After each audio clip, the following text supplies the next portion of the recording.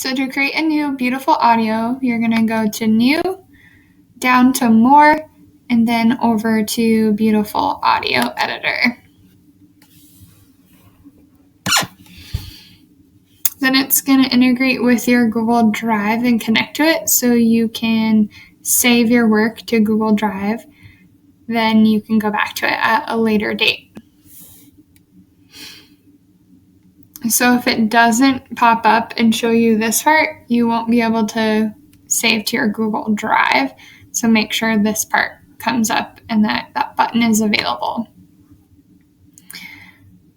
So to record, you're just going to click this green recording button down here and it will start recording.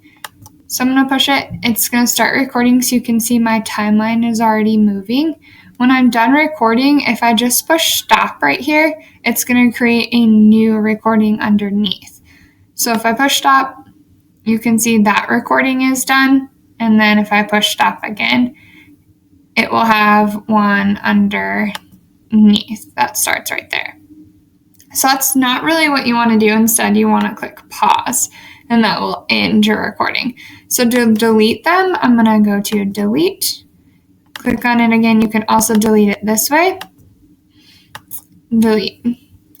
So to record, we want this to be at 0, our timeline. I'm going to push record.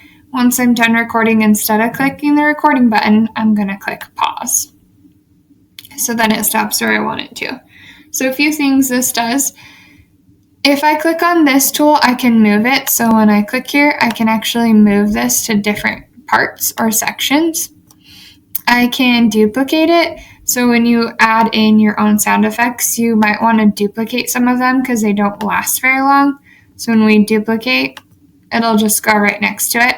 And you can move those as well if you want to.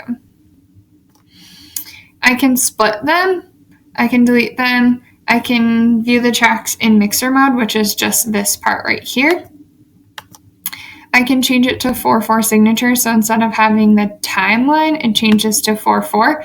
I suggest keeping it in a timeline. You can use the snap grid, undo, redo, and then your download features and saving to drive. So when we look at our actual track mixer over here, this is the decibels of how loud it is. So if you have multiple things like your sound effects, you're going to want your sound effects maybe quieter than you when you're actually talking.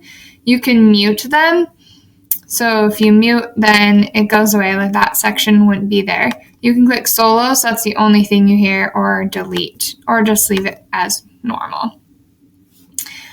Down at the bottom, these buttons each do their own thing. So if you click on the plus sign, it'll explain what they do. So the dynamic compressor weakens loud parts and loudens the softer parts, thus making greater use of volume and range and can prevent clipping. So I'd suggest using this as well as pans left or right. So we want it to go left to right, and then the gain. You can delete these as well as add more in if you need to. So that's the part on how you record. I will show you how to